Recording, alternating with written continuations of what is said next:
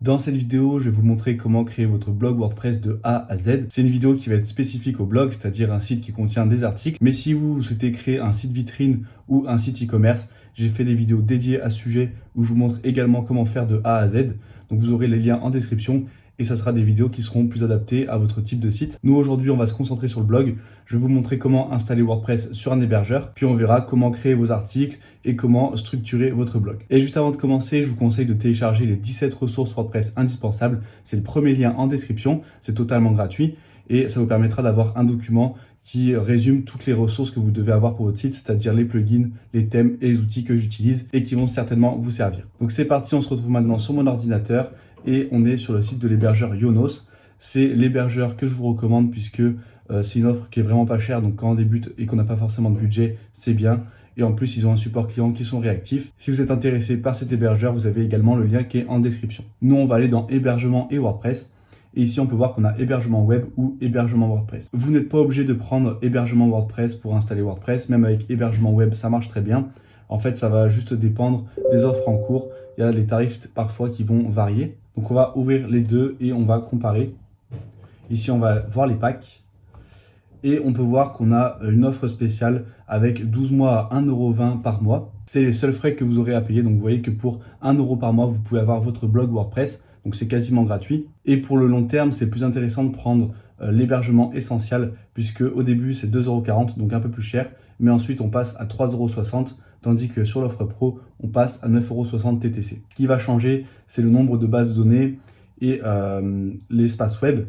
Mais il faut savoir que 50 Go d'espace web, c'est largement suffisant. Et pareil pour les bases de données, 5, ça vous suffit. Généralement, vous allez avoir besoin d'une seule base de données. C'est seulement si vous créez des sous-domaines que vous allez en avoir besoin de plusieurs. Donc nous, on va partir sur l'offre essentielle. On va continuer. Ici, vous allez pouvoir choisir votre nom de domaine, c'est-à-dire l'URL de votre site, ce qu'on voit à chaque fois juste en haut. Par exemple, monblog.fr. Bon, bien sûr, moi, c'est un exemple, mais vous prenez un truc plus personnalisé. Par exemple, si vous avez un blog sur la cuisine, eh bien, prenez un nom qui montre que c'est un blog sur la cuisine et qui fait référence à cette thématique. On va rechercher si le domaine est disponible. Bon, on peut voir que c'est déjà pris puisque c'est un nom assez généraliste. Mais vous, si vous prenez un nom spécifique et unique, il y a peu de chances que le domaine soit déjà pris. Moi, je vais marquer autre chose. Je vais marquer iswp22 par exemple, .fr. Et là, on peut voir que le nom de domaine est disponible. Vous avez juste à l'ajouter à votre panier. C'est offert la première année. Et on va cliquer sur continuer. Ici, on a des offres complémentaires. Nous, on ne va pas les prendre. On va juste cliquer sur continuer. Et là, on arrive sur le panier. Donc, on a juste l'hébergement à payer. Pour l'instant, on a seulement 2 € hors taxe, c'est-à-dire 2,40 € TTC. Là, on va cliquer sur continuer. Je vous laisserai créer votre compte, remplir vos informations et valider votre commande. Et on se retrouve tout de suite après. Une fois que vous avez validé votre commande, normalement, vous allez arriver sur cette page où on va vous proposer le type d'utilisation pour votre nom de domaine. Si ce n'est pas le cas, il suffit de cliquer dans le menu, d'aller dans domaine, et là vous verrez le domaine que vous venez d'acheter et vous aurez un bouton pour utiliser le domaine. Nous, on va cliquer sur créer un site web. Et là, de base, normalement, on a WordPress qui s'affiche comme proposition, mais moi, ce n'est pas le cas. Et pour avoir cette option, il suffit de cliquer ici sur créer un projet. Donc si vous avez comme moi l'option WordPress qui ne s'affiche pas, eh bien, il suffit de cliquer ici. Et là, vous allez pouvoir descendre et sélectionner WordPress. On va cliquer sur commencer dès maintenant. Moi, j'ai plusieurs contrats, donc je dois choisir sur lequel je veux l'installer. Mais vous, normalement, vous n'en aurez qu'un seul. Donc, je vais sélectionner le bon contrat. Ici, vous allez pouvoir donner un titre à votre site. Donc là, c'est un titre que vous verrez sur Yonos et que vous verrez dans votre tableau de bord WordPress. Ce n'est pas le titre public de votre site. Moi, je vais marquer site de test, par exemple. Ici, vous allez pouvoir définir votre identifiant de connexion et votre mot de passe. Donc, mettez quelque chose de sécurisé avec des majuscules, des lettres et des chiffres. Et une fois que c'est rempli, vous avez juste à cliquer sur suivre. Ensuite, nous, on va poursuivre avec WordPress sans prendre l'option Manager de WordPress. On va sélectionner le domaine et on va l'affecter. Là, on peut voir que c'est en train de charger, que Yonos prépare l'installation de WordPress. Et voilà, le site maintenant est en ligne. On va pouvoir cliquer ici sur modifier le site web. Et on arrive sur la page de connexion. Si vous n'arrivez pas sur cette page de connexion, qu'il y a une erreur, vous pouvez vous déconnecter et vous reconnecter sur votre compte Yonos ou bien vider le cache de navigateur. Des fois, ça crée des bugs. Moi, je vais rentrer mes identifiants. Je vais cocher cette case pour rester connecté et on va se connecter sur WordPress. Je vais passer l'assistant de connexion. Et voilà, on arrive maintenant sur le tableau de bord WordPress. Donc ici, c'est la page d'accueil avec plein d'onglets. Quand on arrive, ça peut être un peu perturbant parce qu'il y a beaucoup d'informations, mais la plupart de ces informations, de toute façon, ne sont pas très intéressantes. Vous pouvez fermer les onglets comme ceci pour avoir quelque chose d'un peu plus propre et de laisser juste celui-ci pour voir combien vous avez d'articles, de commentaires et de pages, par exemple. Dans Options de l'écran, vous pouvez carrément désactiver les différents widgets et en laisser qu'un seul pour avoir quelque chose de plus propre. On peut voir ici qu'on a différents onglets. On va les parcourir durant cette vidéo et à chaque fois que vous installerez des extensions, eh bien, il y a des nouveaux onglets qui vont se rajouter et où vous pourrez configurer vos plugins. Mais pour faire un tour rapidement, ici on a les articles de blog. Ici les médias, c'est tout ce qui correspond à vos images, à vos PDF, à vos vidéos. Ici page, ça va être différents articles de blog. Là c'est les pages, par exemple la page d'accueil, la page contact, la page à propos, les mentions légales. Ici les commentaires, c'est tous les commentaires que vont laisser les gens sur votre blog à la fin de vos articles. Vous pourrez décider de désactiver les commentaires si vous le souhaitez. L'assistant, c'est un onglet qui est ajouté par Yonos, on ne va pas s'y intéresser. Dans Apparence, comme son nom l'indique, c'est tout ce qui concerne l'apparence de votre site. Le thème, donc ça, on va installer un nouveau thème qui va nous permettre d'avoir beaucoup d'options de personnalisation et de pouvoir créer le design que vous voulez pour votre blog. Dans Personnaliser, c'est là qu'on pourra avoir toutes les options de personnalisation pour le thème. Widget, menu, on le verra plus tard. Ici, on va pouvoir installer des extensions. Ça, c'est ce qui fait la richesse de WordPress, c'est qu'on peut installer toutes sortes d'extensions qui vont ajouter des fonctionnalités à notre site. Donc, vous n'avez pas besoin d'avoir des compétences en code. Il y a des gens qui ont codé des plugins et qui vont vous permettre d'ajouter ces fonctionnalités très facilement et souvent gratuitement. Ensuite, dans Compte, eh ben, vous allez retrouver votre compte et tous les comptes des personnes qui ont créé sur votre site. Outils, on ne va pas s'intéresser dans cette vidéo. Et réglages, on verra quelques réglages, mais pas tout en détail, puisque la plupart des trucs ne sont pas intéressants. Nous, ce qu'on va faire en premier, c'est installer les extensions indispensables pour votre blog. Donc, on va aller dans Extensions, Ajouter. Et ici, on arrive sur le catalogue d'extensions WordPress. Donc, une extension, c'est un peu comme une application que vous allez ajouter et qui va rajouter une certaine fonctionnalité à votre site. Donc, on peut voir qu'on a un grand catalogue. On peut aller dans Populaire pour voir les différentes extensions. Vous pourrez faire un tour si ça vous intéresse. Mais moi, je vais vous proposer d'installer quelques extensions. Tout d'abord, on va installer WP Fastest Cache. Ça, c'est une extension qui va permettre d'ajouter un système de cache. C'est tout simplement quelque chose qui va enregistrer les données du site sur le navigateur de l'utilisateur et qui va permettre d'accélérer le temps de chargement. Donc, c'est quelque chose de très important. Ensuite, on va prendre Updraft Plus. Ça, c'est une extension qui va vous permettre de mettre en place la sauvegarde automatique de votre site. Au cas où s'il y a un bug, ça va vous éviter de tout perdre. Donc, on va l'installer. Ensuite, on va prendre Elementor. Ça, c'est un constructeur de pages. Ça va vous permettre de créer vos articles de blog et vos pages très facilement grâce à un système de glisser-déposer. On verra ça un peu plus tard dans la vidéo. On va prendre Yoast SEO pour l'optimisation de votre référencement naturel. Cookie Notice pour afficher une barre de notification des cookies. C'est ce qu'on voit sur tous les sites. À chaque fois, on nous propose si on accepte ou on refuse les cookies. Et c'est quelque chose qui est obligatoire maintenant. Donc, on va installer l'extension qui permet de le faire. Et maintenant, on va installer deux extensions qui sont spécifiques au blog. C'est Reading Progress Bar. Voilà, c'est cette extension, elle va permettre d'ajouter une petite barre de progression de lecture. Ça va inciter vos lecteurs à continuer de lire l'article jusqu'au bout. Et Easy Table of Content qui permet de faire des sommaires en automatique. Donc ça va être utile si vous écrivez de longs articles de blog. Une fois que c'est installé, si vous allez dans Extensions installées, on retrouve ici toutes nos extensions. Nous, on va désactiver celle de Yonos et la supprimer. Et ici, on va activer toutes les autres extensions. Pour cela, on coche cette case. Comme ça coche toutes les extensions. Et sur Action groupée, on prend Activer, Appliquer. On va maintenant configurer les extensions. Je vais aller assez rapidement dans la vidéo pour éviter que ce soit trop long. Mais si vous voulez voir les explications en détail, à chaque fois, j'ai fait des vidéos dédiées pour chaque plugin. Et vous retrouverez les liens dans le document, les 17 ressources WordPress indispensables qui est en description ou sur ma chaîne YouTube. Donc ce qu'on va faire, c'est qu'on va mettre en place tout d'abord la sauvegarde automatique. Pour cela, on va aller dans Updraft Plus, sauvegarder. Ici, on va aller dans Réglages. Là, on va mettre une sauvegarde automatique quotidiennement, par exemple. Pareil pour la base de données. Là, la fréquence, ça va dépendre de si vous mettez du nouveau contenu régulièrement sur votre site ou pas. Si vous mettez un article de blog tous les mois, par exemple, ça ne sert à rien de sauvegarder quotidiennement puisqu'il n'y aura rien de nouveau sur le site. Ici, on va mettre le nombre de sauvegardes à conserver sur 4, par exemple. Ça permet d'avoir 4 jours de conserver. Après, si vous mettez hebdomadairement, eh ben, ça permet d'avoir les 4 dernières semaines de conserver. Donc ça, je vous laisserai définir les options que vous préférez selon votre utilisation de votre site et selon à quelle fréquence vous ajoutez du contenu ou vous modifiez votre site. Et ce qui est très important, c'est de mettre en place une sauvegarde distante. Comme ça, si votre site n'est plus du tout accessible, eh bien vous aurez quand même vos sauvegardes quelque part et vous pourrez restaurer votre site. Donc nous, on va le mettre sur Google Drive. Ici, vous aurez juste à cliquer. Ensuite, vous avez juste à enregistrer. Et maintenant qu'on a enregistré, on peut se connecter à notre compte Google Drive. Vous avez juste à cliquer sur ce lien, à vous connecter. Et ensuite, les sauvegardes seront automatiquement envoyées sur votre Drive. Une fois que c'est fait, vous verrez qu'ici, vous aurez des sauvegardes qui seront ajoutées. Vous pouvez également cliquer sur ce bouton pour faire une sauvegarde manuelle quand vous voulez. Et quand vous aurez toutes vos sauvegardes ici, eh bien vous aurez un petit bouton pour les restaurer et pour revenir en arrière, donc si vous avez un souci sur votre site. Maintenant, ce qu'on va configurer, c'est le plugin de cache. Donc pour cela, on va aller ici dans l'onglet WP Fastest Cache. On va mettre actif. Ça, on va activer de partout.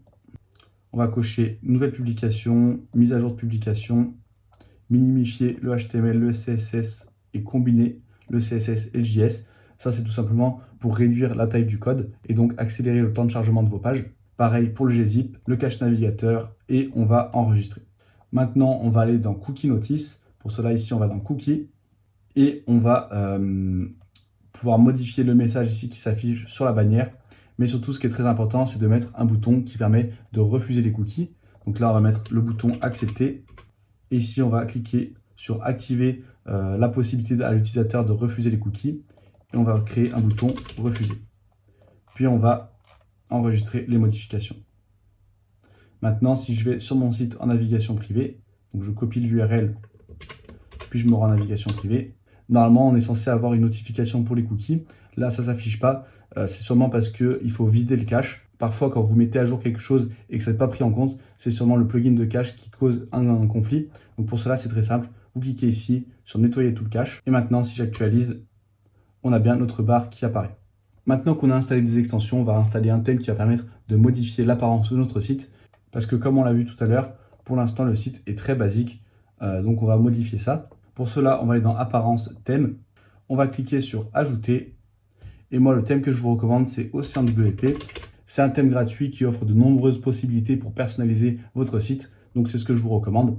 On va l'installer, puis l'activer. Je vous montrerai un peu plus tard les options de personnalisation. Là, on va s'intéresser à la rédaction des articles de blog, puisque c'est l'élément principal pour notre blog WordPress. Pour cela, on va se rendre dans Articles et on va cliquer sur Ajouter. Ici, on arrive sur la section qui va nous permettre de créer nos articles de blog. On a toutes sortes d'options. On ne va pas tout voir parce qu'il n'y a pas tout qui est intéressant. Je vais vous montrer vraiment les options principales. Déjà, moi, je vais cliquer ici sur les trois petits points et je vais enlever le mode plein écran pour avoir toujours l'onglet juste ici. Ici, vous allez pouvoir entrer le titre de votre article de blog, donc le titre principal. Par exemple, comment cuisiner un cookie, puisque moi, on va dire que je suis sur un blog de cuisine. Et ici, tout simplement, vous allez pouvoir taper votre texte. Donc vous pouvez taper du texte ici et après vous pouvez cliquer sur le petit plus pour ajouter différents blocs. Donc une image, un titre et vous avez toutes sortes de blocs que vous pouvez découvrir juste ici. Mais nous, on ne va pas utiliser ce constructeur de page, on va utiliser celui qu'on a installé tout à l'heure, c'est-à-dire Elementor qui se trouve juste ici. Ça, c'est ce qu'on appelle le constructeur Gutenberg, c'est le constructeur de base de WordPress. Donc son avantage, c'est que vu qu'il est nativement intégré à WordPress, eh bien, il est optimisé pour la rapidité, mais il n'est pas très intuitif et quand on est débutant, ça peut être un peu compliqué de créer de belles mises en forme. Tandis qu'avec Elementor, c'est tout simplement un système de glisser-déposer et vous allez voir qu'on pourra très facilement créer un article de blog et nos pages. Mais avant de commencer, on va voir les différentes options qui se présentent ici. Donc on va retourner sur Article. Là, on peut voir qu'on a la visibilité, donc si c'est public, privé ou protégé par un mot de passe. La plupart du temps, ça sera public, surtout pour les articles de blog. Et on a une option ici qui est intéressante, c'est pouvoir planifier les articles. Vous allez pouvoir choisir une date. Et par exemple, si vous mettez le 9 septembre et que vous cliquez sur planification, eh bien l'article sera uniquement visible par les lecteurs le 9 septembre. Ça peut être intéressant pour tenir un calendrier de publication. Si vous, par exemple, vous voulez sortir un article par semaine, eh bien vous pouvez en rédiger en avance, puis les planifier pour chaque semaine. Et c'est également intéressant d'un point de vue référencement, puisqu'il vaut mieux sortir un article par semaine pendant plusieurs mois, plutôt que sortir un article par jour pendant une semaine, puis après plus rien faire. Google préfère quelque chose de régulier. Donc c'est important de planifier et d'avoir des articles qui sortent régulièrement. Ici, on a des options de Yoast SEO, c'est le plugin qu'on a installé précédemment également. Ici, vous allez pouvoir définir une requête cible, c'est-à-dire un mot-clé que vous allez cibler et sur lequel vous souhaitez être référencé. Donc par exemple, comment cuisiner un cookie. Moi, on peut dire que mon but, c'est d'être positionné sur recette cookie. Et donc là, on peut voir qu'on a un smiley pas content puisque pour l'instant, mon article de blog n'est pas du tout optimisé autour de cette requête parce que cette requête n'est même pas dans le titre principal. Et on peut voir ici différents éléments et il va nous donner différentes indications pour optimiser notre article de blog pour le SEO. Donc je vous laisserai regarder soit tout seul, soit la vidéo où j'explique en détail Yoast SEO. Ici, on ne va pas s'attarder pour ne pas perdre trop de temps. Mais juste qu'on va voir, c'est le métatitre et la métadescription. Ça, c'est tout simplement le titre et la petite description que vous voyez dans la page de résultats de recherche de Google. Par exemple, si je tape recette cookie, ici, on a le métatitre en bleu et la métadescription juste en dessous. Donc ça, c'est très important de le renseigner. Par exemple, je vais marquer, cliquez ici pour découvrir notre recette de cookies.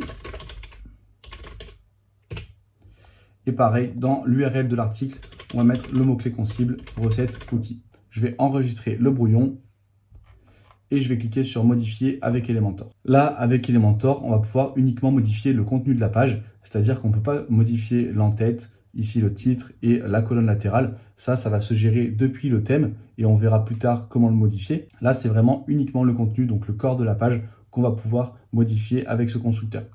Donc c'est très simple, si vous voulez écrire du texte, vous glissez comme ça, éditeur de texte, et là vous allez pouvoir taper votre texte. Ensuite, vous pouvez prendre un titre, remettre du texte, et remettre par exemple une image.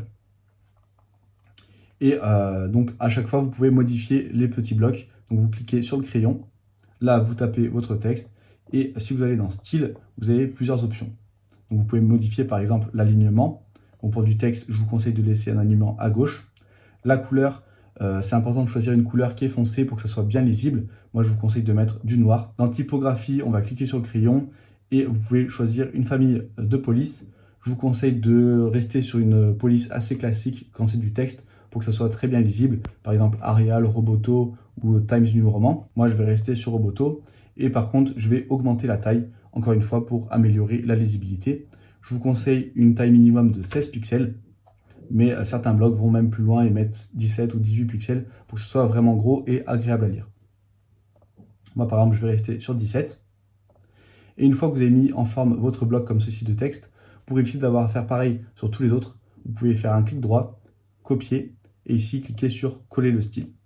Et on peut voir qu'on a exactement la même mise en forme qui est prise en compte. Vous pouvez également cliquer ici sur le petit plus et créer une nouvelle police globale. Par exemple, ici, je vais l'appeler texte. Enfin corps de texte plutôt. Et maintenant, si je glisse un nouveau bloc de texte, je vais dans style, dans typographie, je peux cliquer ici et prendre la police globale qui s'appelle corps de texte et ça met automatiquement la bonne police et la bonne taille. Par contre, ça ne prend pas en compte la couleur. Et c'est pareil pour le titre. Ici, on va pouvoir modifier le style, donc mettre une couleur. Cette fois, on va mettre une couleur qui ressort un peu plus pour que le titre se démarque du reste du texte, par exemple du marron. Donc ça va dépendre de votre charte graphique, bien sûr. Je vous conseille de choisir 2 couleurs, 3 maximum, que vous allez répéter sur votre site. Donc une couleur pour vos titres et vos appels à l'action, c'est-à-dire vos boutons. Et après, une couleur pour le texte. Pour avoir des articles de blog qui incitent à lire, eh bien c'est important de respecter quelques règles. Déjà, il faut espacer les paragraphes, éviter de faire des gros pavés. Donc le mieux, c'est d'avoir 2-3 lignes, puis avoir un espace, 2-3 lignes, avoir un espace.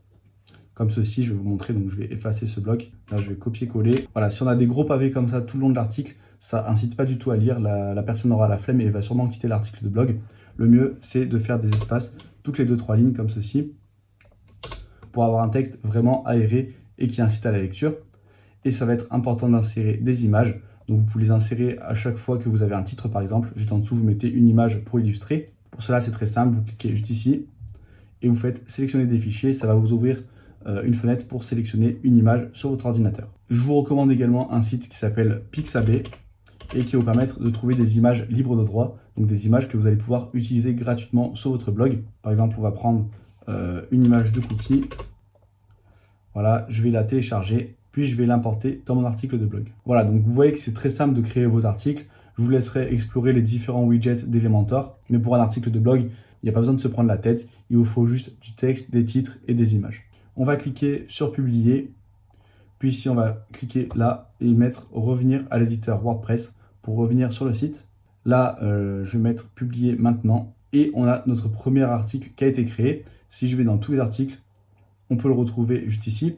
Là, on avait un article de base qui était sur le site, je vais le supprimer en cliquant sur corbeille. Et là maintenant, si je fais afficher, on peut voir mon article de blog.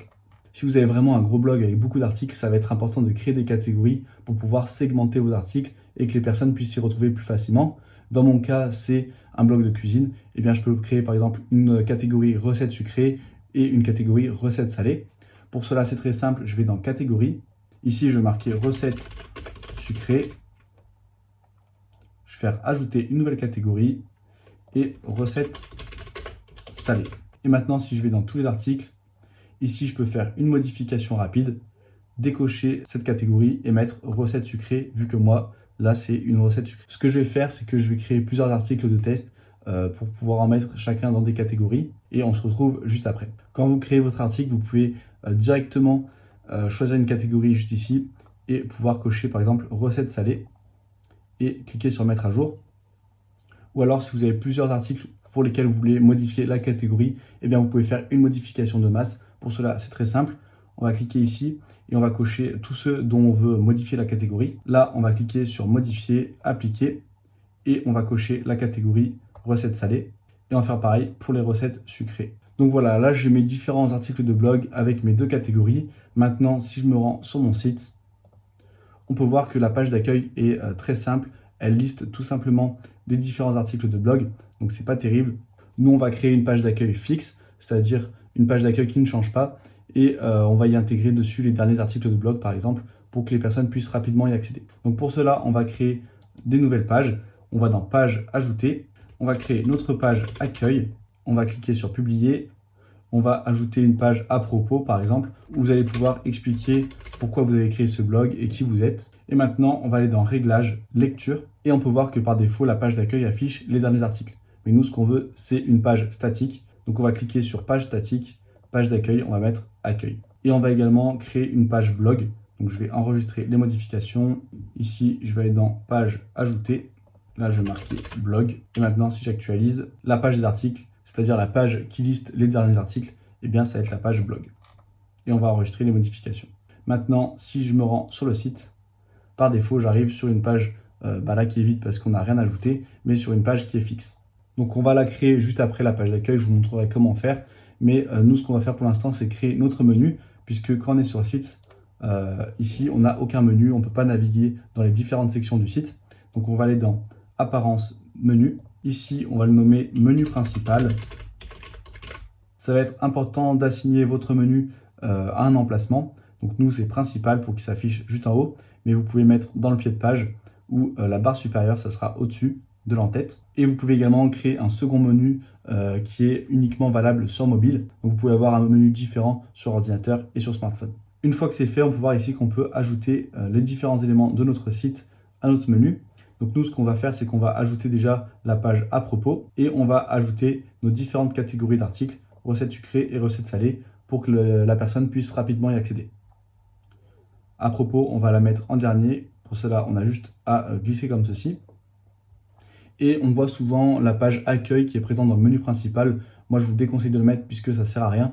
La plupart des gens savent, enfin même tout le monde sait que pour retourner sur l'accueil, il suffit de cliquer sur le logo et que ça nous redirige. Donc ça ne sert à rien d'encombrer le menu avec une page accueil. On va enregistrer le menu, on va aller voir le site et on va actualiser. Et maintenant, on a bien notre menu qui s'affiche. Si je clique sur recettes sucrées, j'ai bien mes recettes sucrées qui s'affichent.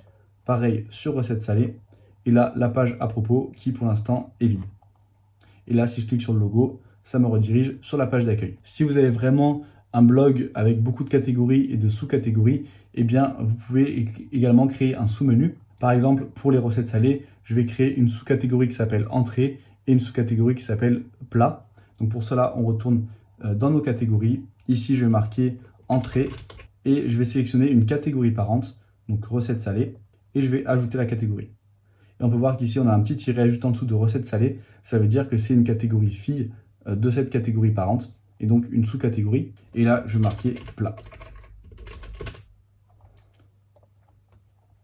Et maintenant, dans mon menu, je vais actualiser.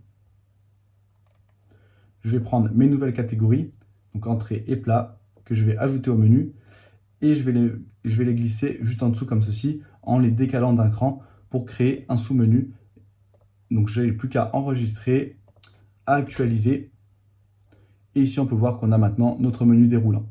Maintenant qu'on a la base technique de notre blog, on a vu comment créer nos articles, comment faire des catégories et notre menu. Donc les personnes peuvent facilement découvrir nos articles de blog et naviguer. On va s'intéresser un peu à l'apparence. Donc la première chose qu'on va voir, c'est pour avoir une liste de blogs qui est un peu plus jolie. Parce que là, si je clique sur recettes sucrées, on a juste une liste comme ça qui donne pas trop envie de cliquer et de lire. Donc ce qu'on va faire, c'est qu'on va ajouter une miniature, c'est-à-dire une image mise en avant. Et on va également modifier un peu l'affichage des articles. Donc pour créer votre miniature, je vous recommande un site qui s'appelle Canva. C'est un site qui va vous permettre de créer des designs très facilement et gratuitement. Donc on va aller ici sur Canva. Vous allez également pouvoir utiliser ce site pour créer votre logo. Donc on va créer un compte. Moi je vais me connecter et vous, je vous laisse créer votre compte si vous n'en avez pas encore. Et nous, on va cliquer sur créer un design pour avoir des dimensions personnalisées. Donc on clique ici. Moi je vous recommande 1000 par 450. Mais vous pouvez mettre par exemple 500 par 500 pour avoir une miniature qui est carrée ou mettre la dimension que vous voulez. Je vais cliquer ici sur créer un nouveau design et on va créer une miniature pour nos articles de blog. Donc ça va être important de définir une charte graphique pour que votre site ait une véritable identité, c'est-à-dire reprendre les couleurs que vous utilisez sur votre blog et les polices. Donc moi je vais créer rapidement ma miniature. Je vais prendre un cadre comme ceci que je vais mettre autour pour faire ressortir la miniature. Ensuite, je vais prendre une photo de cookie par exemple. Voilà. Et je vais marquer le titre de mon article de blog. Donc je prends texte, je fais ajouter un titre. Ici, je vais marquer comment cuisiner un cookie en 8 étapes. Je vais agrandir, je vais mettre une police qui est un peu mieux.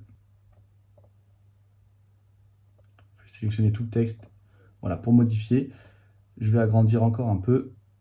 Je vais centrer et là, pour le cadre, je vais modifier la couleur. Je vais mettre quelque chose d'un peu plus marron pour avoir un rappel avec le cookie. Et on va dire que le marron, c'est la couleur que j'ai choisie pour ma charte graphique. Donc c'est la couleur que j'utiliserai pour mes titres et mes appels à l'action. Je vais reprendre pareil la même couleur pour le titre. Et je vais ajouter un carré, donc dans ligne et forme, voilà, pour faire ressortir un mot en particulier dans le titre. Donc ça, je vous conseille de le faire. Ici, je vais le mettre dans la même couleur que le texte. Et le texte, je vais le modifier, je vais le mettre en blanc pour le faire ressortir. Donc voilà, c'est une miniature que j'ai fait assez rapidement. Je vous laisserai faire comme vous voulez, soit reprendre un peu les mêmes idées, soit faire complètement ce que vous voulez. Et ensuite, vous n'avez plus qu'à la télécharger. On va télécharger en JPEG pour éviter que ça soit trop volumineux. Et on va télécharger. Une fois que c'est fait, on va retourner sur notre article de blog, sur le cookie. Ici, on va cliquer sur modifier l'article et on va aller dans image mise en avant, définir l'image mise en avant. Là, je vais sélectionner ma miniature. Je vais définir l'image mise en avant et cliquer sur mettre à jour. Et maintenant, si j'actualise la liste des recettes sucrées, on peut voir ici que j'ai ma miniature qui apparaît juste au-dessus du titre. Et donc, c'est un peu mieux. Moi, je ne vais pas en faire une pour chaque article de blog. Je vais appliquer la même sur tous les articles. Mais vous, c'est important qu'à chaque fois, vous ayez une miniature personnalisée qui reprend le titre de l'article avec une petite illustration, par exemple. Voilà, j'ai ajouté ma miniature sur tous mes articles. Et maintenant, on va personnaliser un peu l'apparence de cette page, enlever la colonne latérale et modifier un peu tout ça. Donc, on clique sur personnaliser. Et ici, on arrive sur toutes les options de personnalisation du thème Océan WP. Il y a beaucoup d'onglets, on ne va pas tout voir dans cette vidéo. J'ai fait une vidéo complète à ce sujet également qui est disponible sur ma chaîne YouTube si ça vous intéresse. Et vous retrouvez le lien dans le document les 17 ressources WordPress indispensables. Nous, on va aller dans la section blog et on a deux possibilités, soit entrée du blog. Ça correspond tout simplement à la liste des articles, donc la page où on est.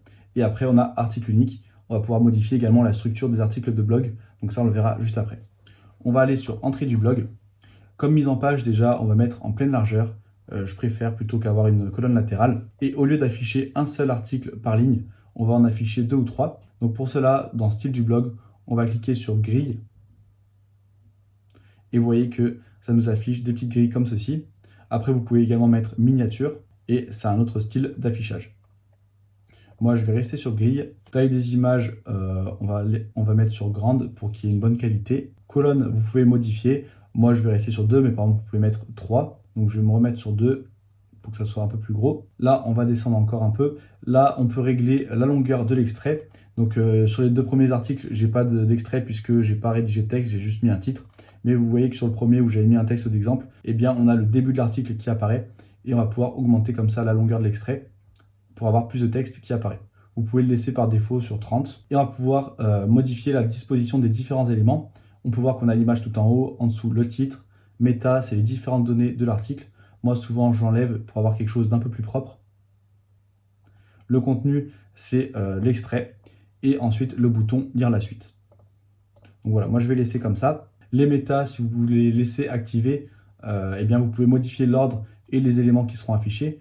Par exemple, là, si je remets l'œil et que je désactive l'auteur, par exemple, on peut voir que ça enlève EasyWP22. Ça laisse seulement la date, la catégorie et le nombre de commentaires. Donc voilà, moi, je vais cliquer sur « Publier ».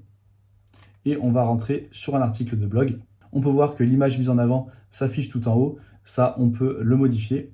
Donc, on va dans article unique. Ici, vous pouvez également modifier la mise en page. Moi, ce que je fais généralement pour avoir quelque chose d'assez propre, c'est que je mets les 2 colonnes latérales. Là, on peut voir que ça ne s'est pas appliqué. Ça m'a mis pleine largeur. Des fois, la prévisualisation bug un petit peu. Mais si je clique sur publier et que je retourne sur mon site, que je vais voir l'article sur les cookies, on peut voir qu'on a bien les 2 colonnes latérales. Et ce que je fais en fait, c'est qu'après, je vais supprimer les différents widgets qui sont ici pour avoir quelque chose de centré avec rien autour. Donc pour cela, on va aller dans site de test, tableau de bord, dans apparence, widget, puis dans colonne latérale par défaut, je vais supprimer les blocs qui sont présents. On clique dessus sur les 3 petits points et retirer le bloc. Voilà, comme ça, on n'a plus rien. Et pareil, dans colonne latérale gauche, je vais enlever les différents blocs. Voilà, et je vais cliquer sur mettre à jour. Si je retourne sur mon article de blog, on peut voir qu'on n'a plus rien autour, mais que c'est un peu trop serré. Donc on va augmenter la largeur du contenu. Pour cela, on va dans personnaliser. Largeur du contenu, on va se mettre par exemple sur 70%. Je vais cliquer sur publier. Et là, je vais actualiser pour voir ce que ça donne. Voilà, c'est un peu mieux, mais c'est pas centré. Donc là, dans colonne latérale, je vais mettre 15.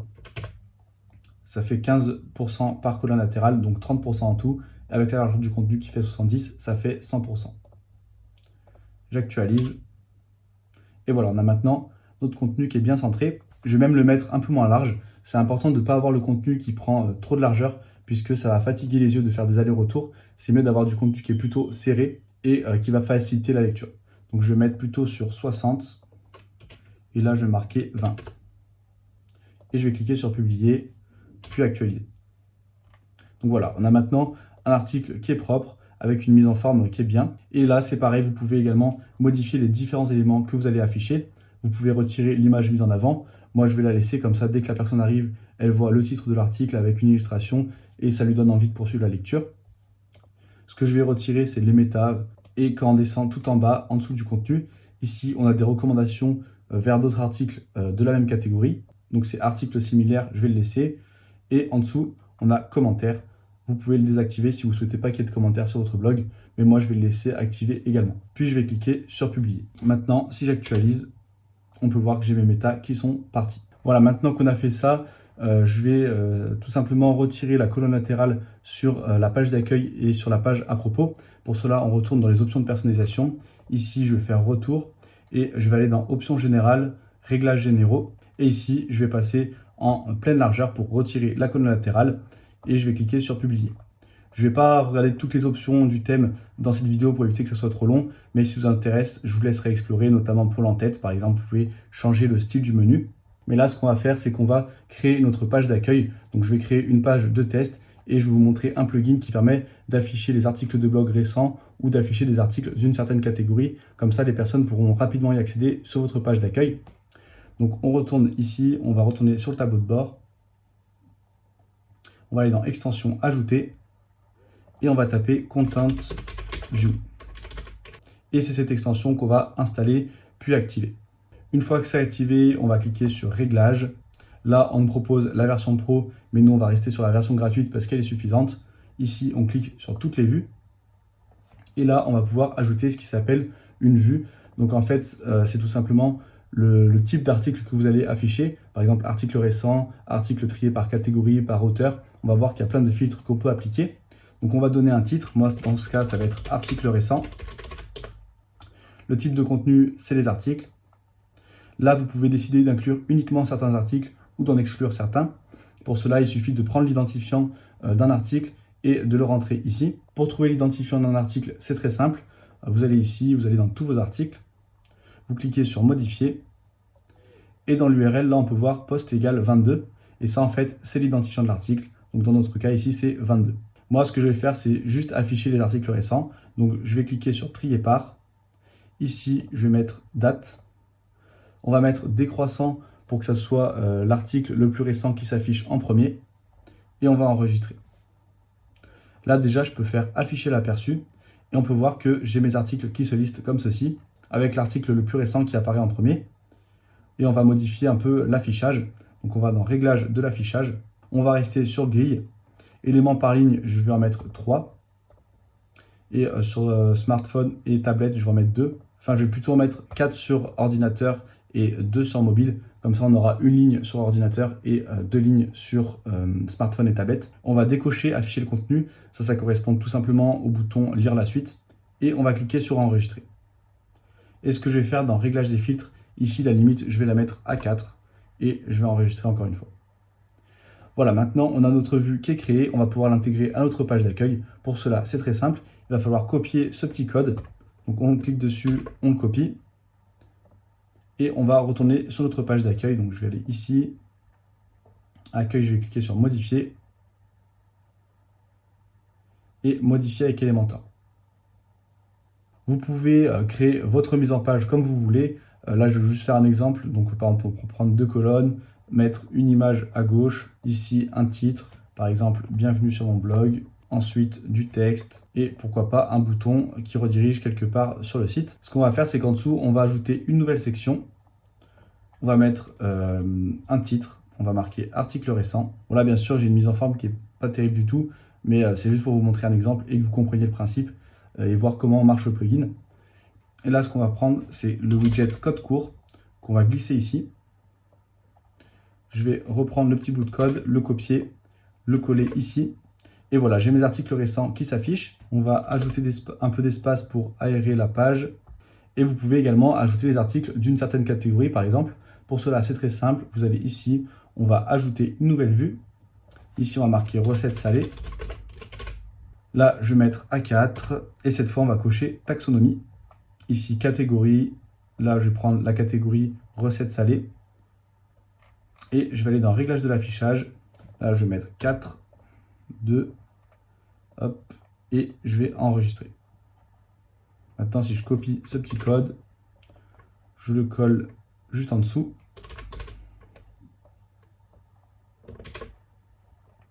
Et j'ai mes articles de la catégorie recettes salées. Pareil, on va ajouter un titre, par exemple, découvrez nos recettes salées.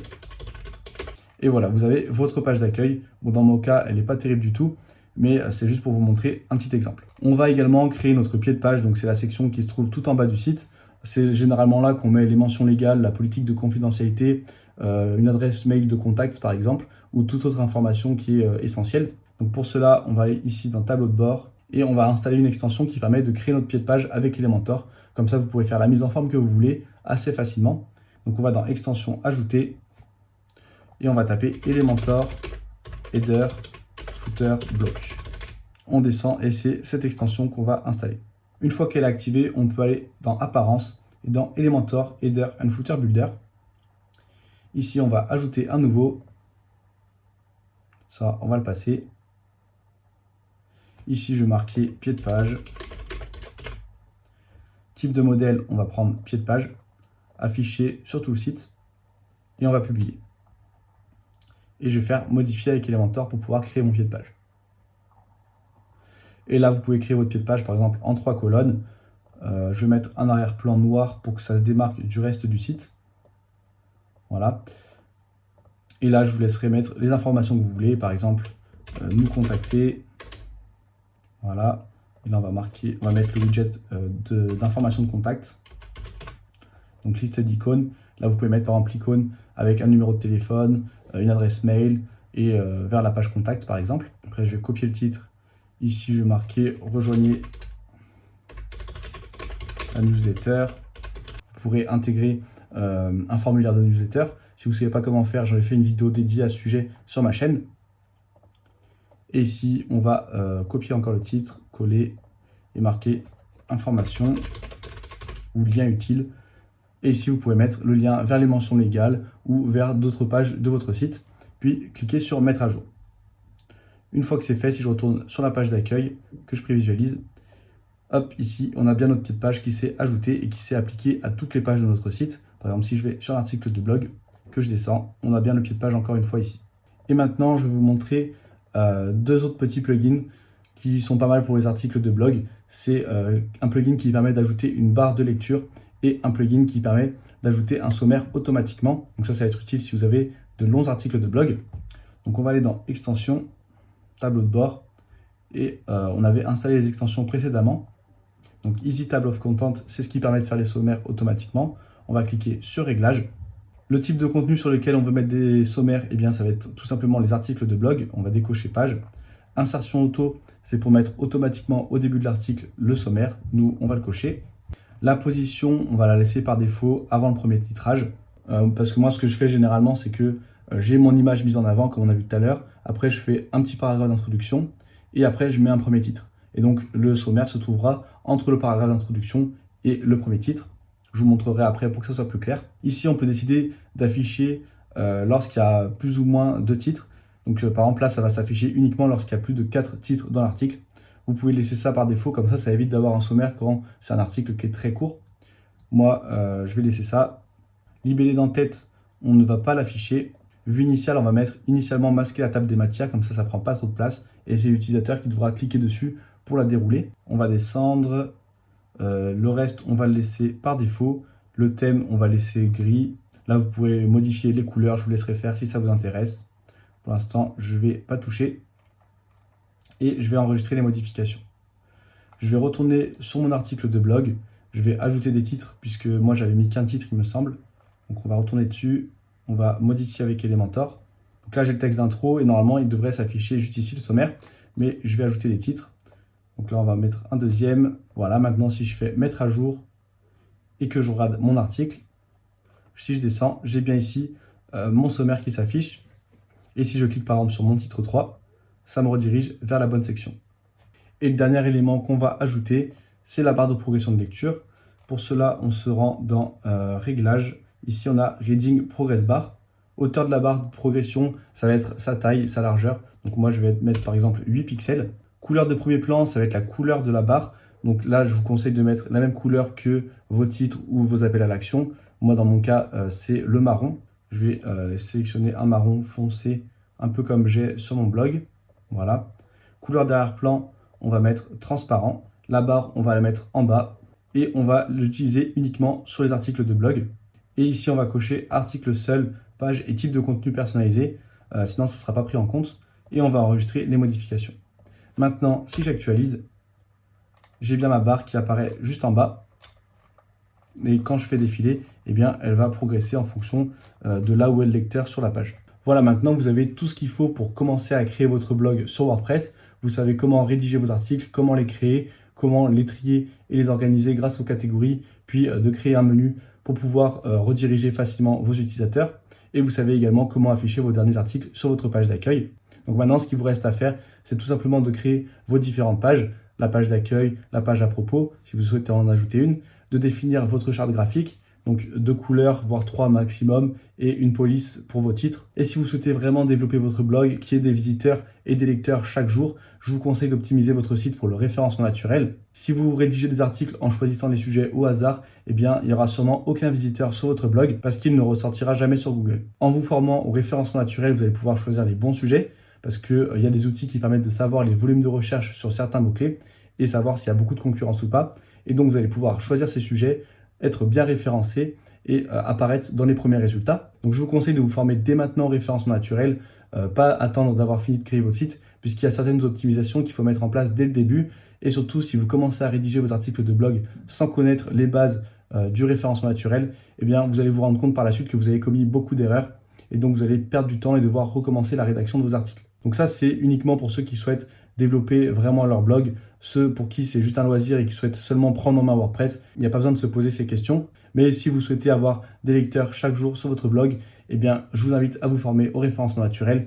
Et j'ai créé une formation complète pour ça, c'est le booster de trafic. Je vous explique toutes les règles de base du référencement naturel. Je vous montre tous les outils à utiliser pour trouver vos mots-clés et analyser la concurrence. Et vu que vous avez regardé cette vidéo jusqu'au bout, eh bien, je vous donne un code promo qui vous donnera accès à 30% de réduction immédiate. C'est uniquement valable pour les 30 premiers utilisateurs. Et ce code, c'est tout simplement blog30. Vous avez le lien en description si ça vous intéresse. Je vous invite à jeter un coup d'œil à la page pour en savoir plus sur le booster de trafic. Et sinon, pour ce qui est de cette vidéo, on arrive maintenant à la fin. J'espère qu'elle vous aura aidé à créer votre blog sur WordPress. Si c'est le cas, n'hésitez pas à liker et commenter la vidéo pour améliorer son référencement. Si vous n'êtes pas encore abonné à la chaîne, vous êtes libre de le faire dès maintenant en cliquant juste ici. Et si vous voulez aller plus loin et vraiment développer vos compétences sur WordPress, eh bien vous pouvez rejoindre gratuitement le club WordPress. C'est le lien qui est en description et vous recevrez des conseils exclusifs directement dans votre boîte mail. Et moi, je vous dis à très bientôt pour une nouvelle vidéo.